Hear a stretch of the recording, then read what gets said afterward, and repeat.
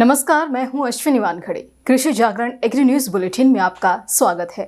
आइए नजर डालते हैं आज की कृषि से जुड़ी सबसे बड़ी खबरों पर। भारतीय बीज उद्योग महासंघ और भारतीय राष्ट्रीय बीज संघ ने केंद्र सरकार से इस साल देश में हर्बिसाइड टॉलरेंट बीटी कपास के अवैध ढंग से होने वाली खेती में अचानक आई तेजी के खिलाफ कार्रवाई करने का आग्रह किया है। बयान में कहा गया है कि अगर बिना मंजूरी वाले एसटी बीटी कपास के बीज की बिक्री नहीं रुकी तो यहाँ के किसानों के लिए आपदा का कारण बनेगा। बड़ी संख्या में किसान मछली पालन का कार्य करते हैं, लेकिन सही जानकारी ना होने की वजह से उन्हें अच्छा मुनाफा नहीं मिल पाता। ऐसे में आप उत्तर प्रदेश के मत्स्य विभाग की यूपी फिश फार्मर्स नामक ऐप से मछली पालन की जानकारी प्राप्त कर सकते हैं। इस ऐप का उपयोग करके राज्य के मत्स्य पालक किसान अपनी शंकाओं और परेशानियों का समाधान आसानी से कर सकते हैं। पश्चिम बंगाल में ममता बनर्जी सरकार के द्वारा कृषक बंधु योजना की दोबारा शुरुआत और पैसे दोगुने किए जाने से प्रदेश के किसानों में खुशी है। जानकारी के मुताबिक अब किसानों को एक साल में 10,000 रुपए मिलेंगे। जिनके पास 1 एकड़ से कम जमीन है उन्हें साल में 4,000। तो वहीं अगर किसी किसान की 60 वर्ष की उम्र तक मृत्यु हो जाती है तो उसके परिवार को 2 लाख रुपए की राशि प्रदान की जाएगी। कृषि जागरण सोशल प्लेटफॉर्म के जरिए किसानों की बातें, समस्याएं, समाधान और सफलताओं को पहुंचाने के लिए कई तरह के कार्यक्रमों का आयोजन करता है। इन्हीं में से एक है फार्मर द ब्रांड प्रोग्राम, जो इस सप्ताह कृषि जागरण के फेसबुक पेज पर लाइव किया गया, जिसमें राजस्थान के किसान मोटाराम शर्मा ने अपने ब्रांड से जुड़ी जानकारी शेयर की।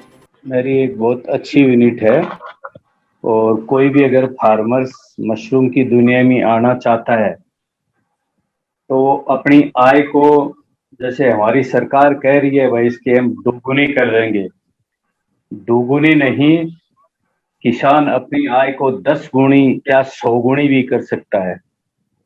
क्योंकि अगर कोई किसान 2 लाख रुपए किलो की चीज पैदा कर दे, वो किसान नहीं होता है, वो एक बहुत बड़ा व्यवसायी किसान हो जाता है।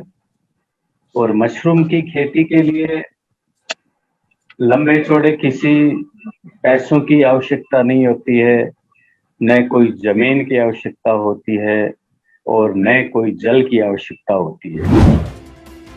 भारत में इस साल खरीफ सीजन के दौरान मिर्च की खेती का उत्पादन बढ़ने वाला है। आंध्र प्रदेश, तेलंगाना और कर्नाटक में अधिकतर किसान अब ज्यादा उत्पादन में इसकी खेती कर रहे हैं। मसालों की खेती के लिए यहाँ पर अब हाइब्रिड बीज की भी मांग काफी बढ़ गई है। आपको बता दें कि माहिको, सिंजेंटा और सेमिनिस समेत कई बीज कंपनियों ने हाइब्रिड मिर्च के बीज की मांग की है। अब उत्तर प्रदेश के कृषि विभाग के कर्मचारी होंगे वैक्सीनेटेड। दरअसल मेरठ निवासी रजत एरन ने इलाहाबाद हाई कोर्ट में कोरोना मामले पर 27 मई को लेटर पिटीशन भेजी थी। ऐसे में हाई कोर्ट द्वारा संज्ञान लेने के बाद प्रदेश के विभिन्न जनपदों में कृषि विभाग के कर्मचारियों को वैक्सीन लगनी शुरू हो गई है।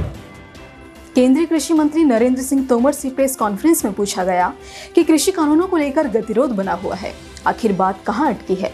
जवाब में उन्होंने कहा कि केंद्र सरकार किसानों से बातचीत करने के लिए तैयार है। कृषि कानूनों को रद्द करने के अलावा एक्ट से संबंधित किसी भी प्रावधान पर कोई भी किसान यूनियन आधी रात को भी बात करने आ सकता है। बातचीत कर समस्या का हल निकालने का प्रयास जरूर किया जाएगा। दक्षिण पश्चिम मानसून अगले 24 घंटों में अरब सागर समेत गुजरात और दक्षिण राजस्थान के कुछ हिस्सों में दस्तक दे सकता है।